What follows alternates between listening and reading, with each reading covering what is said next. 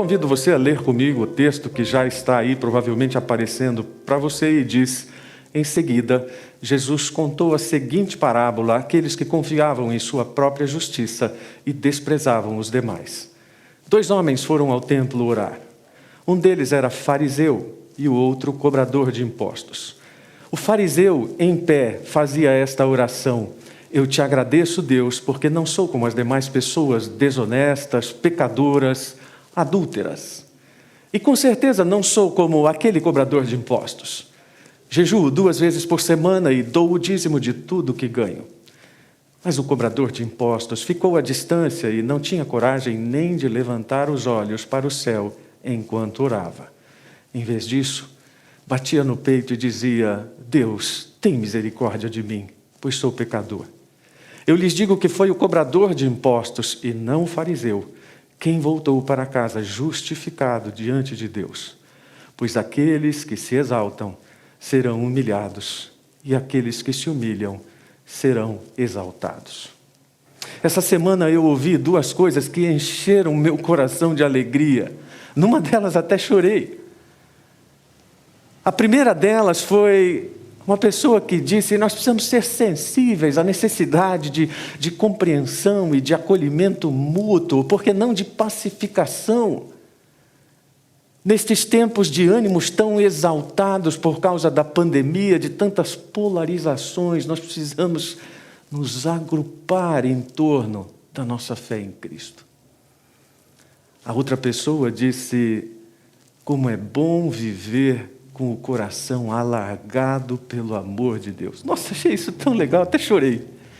Fiquei imaginando mesmo um coração literalmente assim, inchadão, mas saudável, pulsando com o amor de Cristo e mostrando isso para as pessoas. São 2 frases muito necessárias, não apenas no contexto de hoje, como eu disse, mas necessárias naquele contexto em que a parábola foi contada, onde Jesus tinha por alvo as pessoas que desprezavam as demais por causa do seu próprio senso de justiça. A expressão usada aí na língua original é alguém que tinha os outros como nada. Isso era muito comum. As pessoas ignorantes na lei, eu já disse em sermões anteriores, eram consideradas como ninguém. E muito embora a humildade esteja no centro desta história, a humildade na oração, a introdução de Lucas diz bem claro que o objetivo da história contada por Jesus é mostrar que a justiça que as pessoas têm por si próprias não somente é falsa diante de Deus, como é imprópria. E que a justiça que precisamos receber de Deus, essa sim é a verdadeira, eterna, e que nos faz aceitáveis diante dele. Então, poderíamos encerrar o sermão aqui. Mas aí perderíamos alguns detalhes ricos dessa outra história de Jesus. Conta-se que uma vez o famoso ator Gregory Peck estava aguardando sua vez no restaurante com um amigo. E o restaurante estava muito movimentado e as pessoas começavam a demorar para desocupar as mesas, e o amigo dele foi ficando nervoso. E num determinado momento ele disse: Gregory, por que você não vai lá e diz quem você é? E o famoso ator diz: eu jamais faria isso. Porque se eu preciso dizer a eles quem eu sou, então eu não sou.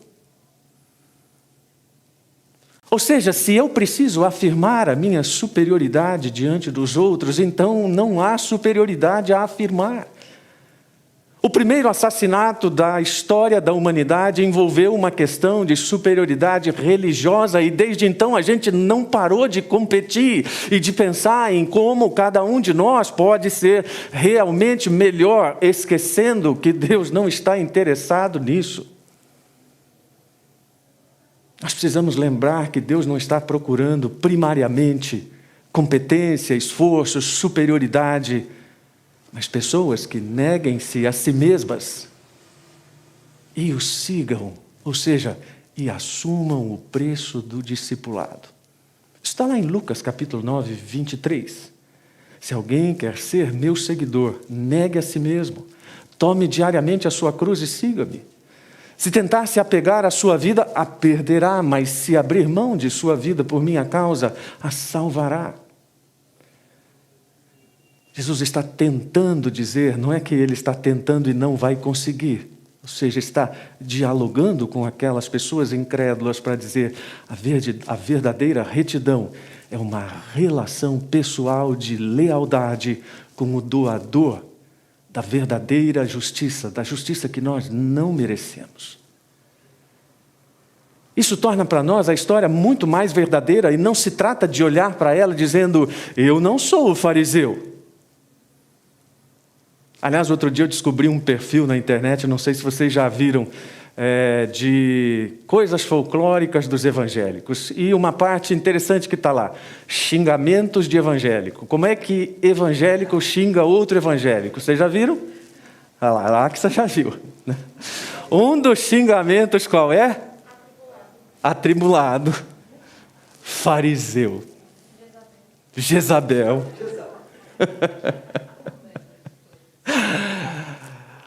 Mas o contraste aqui não é propriamente esse num plano mais elevado.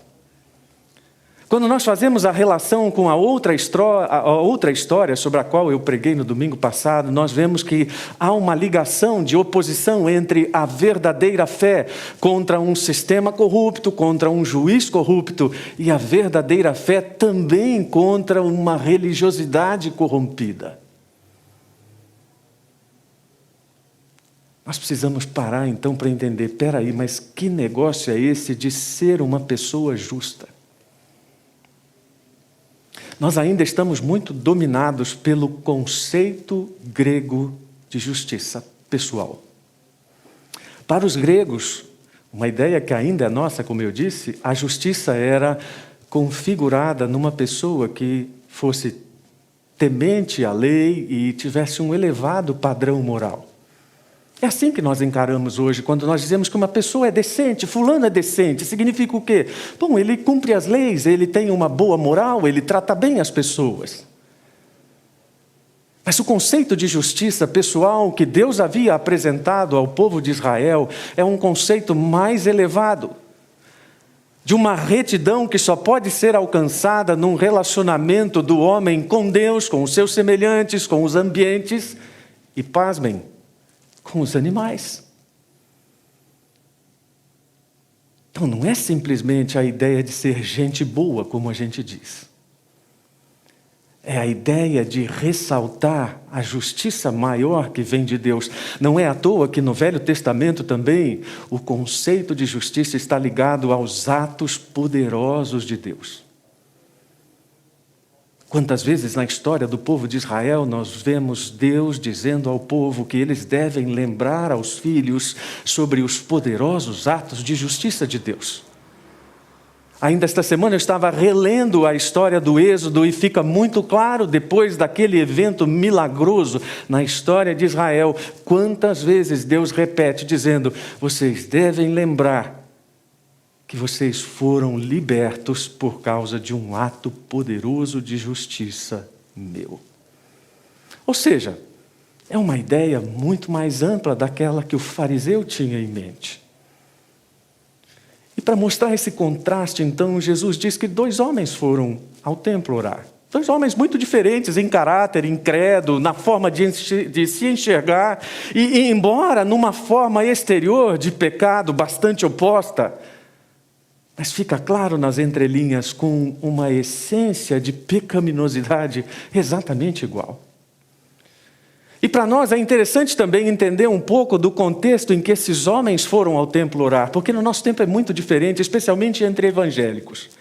Nós não temos a prática de ir aos lugares de culto para uma adoração individual. Nós nos reunimos para as adorações coletivas. Mas no contexto do povo de Israel, isso fazia muito sentido. As pessoas iam para o templo, não apenas para os cultos coletivos, mas para cultos individuais, para suas devocionais individuais. E então, em 2 momentos do dia, no raiar do dia e às 3 da tarde, era oferecido um sacrifício na área externa do templo pelo sacerdote. Um animal era sacrificado. E então as trombetas tocavam, os símbolos tocavam, o incenso era espalhado pelo ambiente e as pessoas então se entregavam aos seus momentos devocionais diante de Deus. O sacerdote então ia para dentro do templo. Passado algum tempo, ele voltava e dizia ao povo: as suas orações foram atendidas. Fica mais fácil entender, né? O que esses dois homens foram fazer lá? Fica mais fácil entender em que contexto eles fizeram isso e como eles buscavam entender Deus a partir disso e o que eles mostravam, que é absolutamente claro para nós. O fariseu, ele se posta no lugar mais visível e mais próximo do Santo dos Santos. Ele levanta a mão e fica tão separado para sequer tocar na roupa de qualquer pessoa que fosse. Porque se isso acontecesse, ele seria considerado impuro diante dele mesmo, inclusive. E então, naquele lugar separado, mais próximo que ele consegue do Santo dos Santos, ele levanta a mão, um gesto comum de oração naqueles dias, e começa a orar em voz alta, isso mesmo, em voz alta, ali onde ele estava.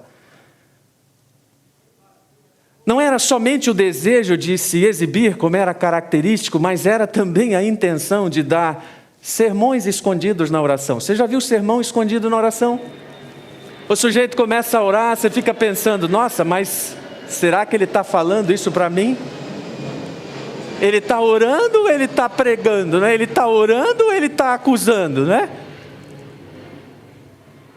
Aquelas orações assim: Senhor, seria tão bom se as pessoas fossem fiéis à Tua palavra. O como eu fica entre parênteses. Era considerado pelos fariseus, ou considerado uma oportunidade de ensinar a quem não era ninguém as verdades sobre Deus. Mas a quem ele se dirige? Você fala a Deus, sim, mas ele fala a Deus no começo da oração e depois ele não menciona mais.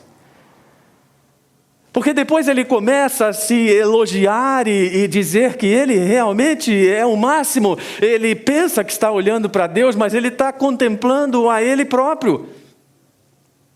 Parece até que falta ele dizer na oração: Deus, eu tenho pena de você, porque, nossa, quanta gente infiel, ainda bem que tem eu, Deus, porque senão você seria destituído de gentes fiéis nesse mundo, ou melhor, de gente fiel neste mundo. Gente, isso não é exagero de pregador, essa era realmente a realidade. O problema é que não era uma oração. Até mesmo dentro da cultura religiosa judaica, uma relação de oração com Deus era reconhecida por confissão de pecados, graças por dádivas recebidas ou petições para si e para os outros. Basta olhar para as orações mais famosas da Bíblia, como a oração de Ana, o Cântico de Maria, e nós vamos ver quanta confissão de fraqueza e de pecaminosidade há, mas quanta exaltação da glória de Deus e quanta percepção da bondade de Deus em ação. Mas o fariseu não faz nada disso, pelo contrário, ele vai se comparar com as pessoas, e com quem ele se compara? Com gente menor que ele. Aí fica fácil, né? Por que ele não se comparou, por exemplo, com Samuel, com Simeão, com Davi, gente da mais alta reputação diante de Deus e diante do povo de Israel?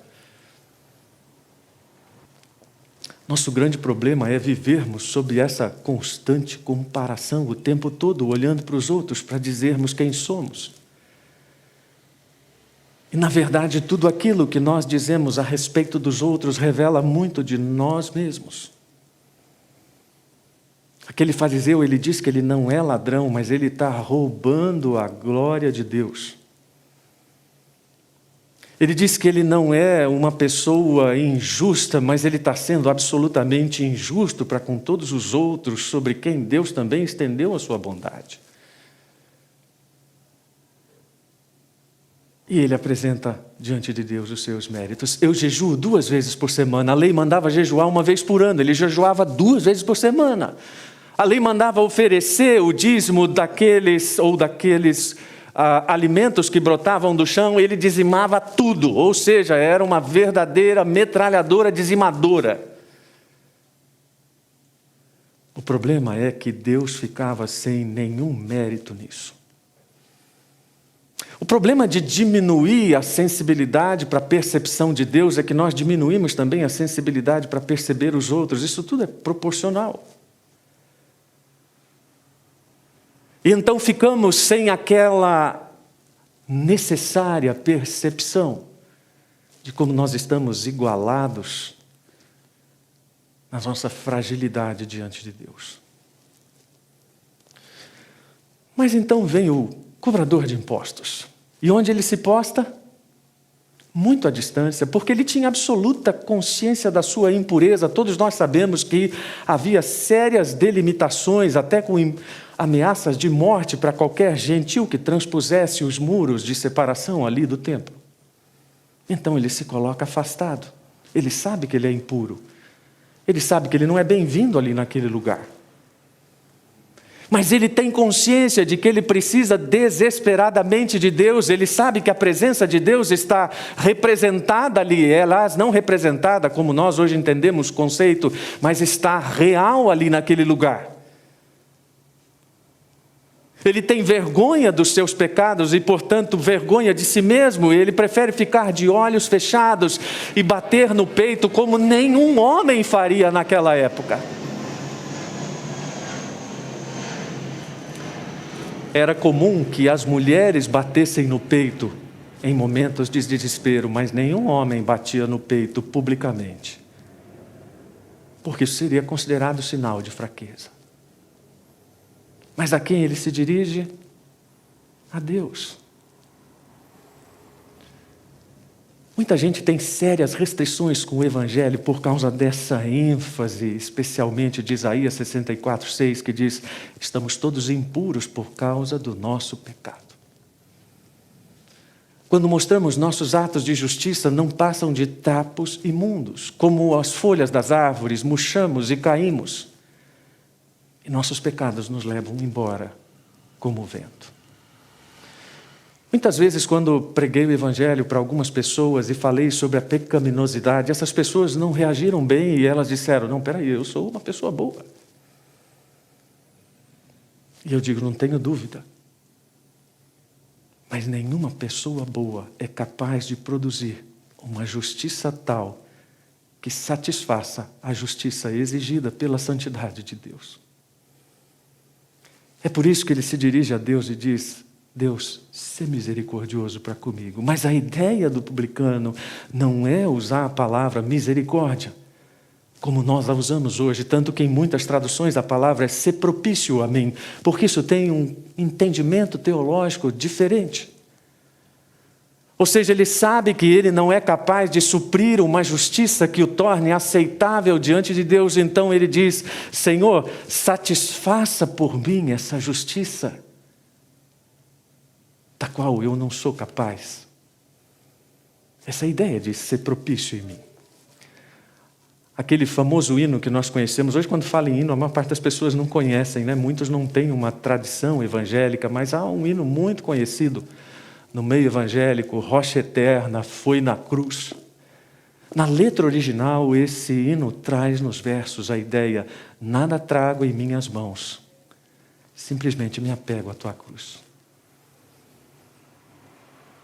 Aquilo que Paulo diria mais tarde: Cristo Jesus veio ao mundo para salvar os pecadores, dos quais eu sou o primeiro. Então, quando o publicano se aproxima de Deus, a ideia dele é muito semelhante à do salmista lá no Salmo 51. Tem misericórdia de mim, ó Deus, por causa do teu amor, por causa da tua grande compaixão. Não é por minha causa.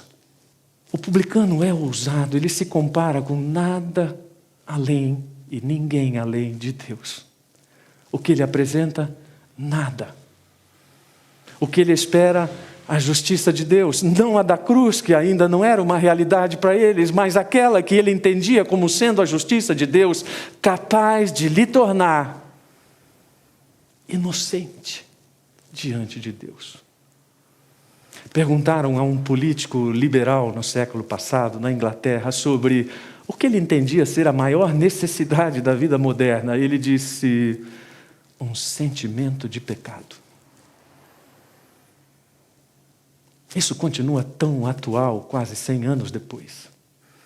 Jesus chega ao final da história e diz: este cobrador de impostos voltou para casa justificado. A ideia de justificação aqui, no sentido bíblico, é: não há mais acusação contra ele. As dívidas dele, o pecado dele, foram canceladas. O pecado dele foi afastado, tanto quanto o Oriente está longe do Ocidente, como diz o salmista. Mas o fariseu voltou para casa com o quê? Com o quê? Eu estava aguardando alguém dizer sem nada. Você acha que é sem nada? Não. Ele voltou com aquilo que ele queria: o reconhecimento de algumas pessoas. Gosto muito do texto de Mateus que diz: quando jejuarem, não façam como os hipócritas, que se esforçam para parecer tristes e desarrumados, a fim de que as pessoas percebam que estão jejuando. Eu lhes digo a verdade, eles não receberão outra recompensa além dessa. Em outra tradução diz: já receberam o que queriam. Eu gosto muito da história do rei Ezequias. Você sabe, aquele rei que ficou doente, Deus disse para ele: se prepara porque você vai morrer. E aí ele ora, volta para a parede, faz aquele chororô, né? Nossa, eu penso tanto nessa história de Isaías, porque eu fico pensando o que eu faria na mesma situação. E a Bíblia diz que Deus atendeu a oração dele, mas a Bíblia também diz que ele não correspondeu como devia à bondade com que foi tratado e se tornou orgulhoso. E então, quando ele recebe a visita de uma comitiva da Babilônia, é interessante que o texto diz que Deus se afastou de Ezequias para testá-lo e ver o que havia de fato em seu coração. A minha sogra usava uma expressão muito comum no interior: fiquei só manjando o pezão. Já ouviu isso? Na minha tradução, esse texto seria feito assim: e Deus se afastou de Ezequias e ficou só manjando o pezão dele. E disse: Ezequias, como você é ingrato e não reconhece aquilo que eu fiz por você. O grande perigo é substituir Deus do coração por um coração de Deus. A palavra final da parábola é sobre humildade, sim.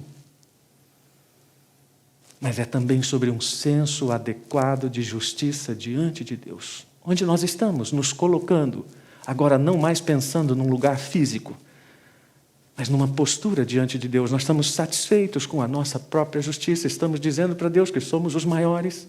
A quem nós estamos nos dirigindo? Estamos contemplando Deus ou nós mesmos? Com quem nós estamos nos comparando? Que méritos nós estamos apresentando diante de Deus? Porque se estivermos apresentando os nossos méritos como fariseu, então não teremos entendido nada. Paulo diz: não entendendo a maneira como Deus declara as pessoas justas diante dele, apegam-se a seu próprio modo de se tornar justos, tentando seguir a lei e se recusam, ou melhor, irrecusam a maneira de Deus. Quero terminar com um poemazinho curto escrito por um pastor inglês que pegou esse trecho da Bíblia e transformou em 4 frases. E ele diz: 2 subiram para orar, ou melhor dizendo, um subiu para gabar-se e outro para orar. Um permanece em pé e pisa nas alturas onde o outro não se atreve a olhar. Um mais perto do altar de Deus, o outro do Deus do altar. Vamos terminar essa reflexão pedindo a Deus que estejamos mais perto do Deus do altar e não propriamente do altar de Deus. Senhor, muito obrigado por nos lembrar que a nossa justiça não satisfaz a Tua santidade. E perdoa-nos pelas inúmeras vezes em que insistimos em mostrar para o Senhor aquilo que o Senhor não quer ver de nós. Perdoa-nos também pelas inúmeras vezes em que dizemos contemplar o Senhor, mas na verdade estamos olhando para nós mesmos. E ajuda-nos a não olharmos para essa história pensando que nós não somos os fariseus. mas com humilde disposição de confessarmos os nossos pecados, de nos arrependermos e de, pela fé, buscarmos a justificação que há no sacrifício de Cristo Jesus. Em nome dele, em nome desse sacrifício, por causa do sangue dele, obrigado por sermos perdoados.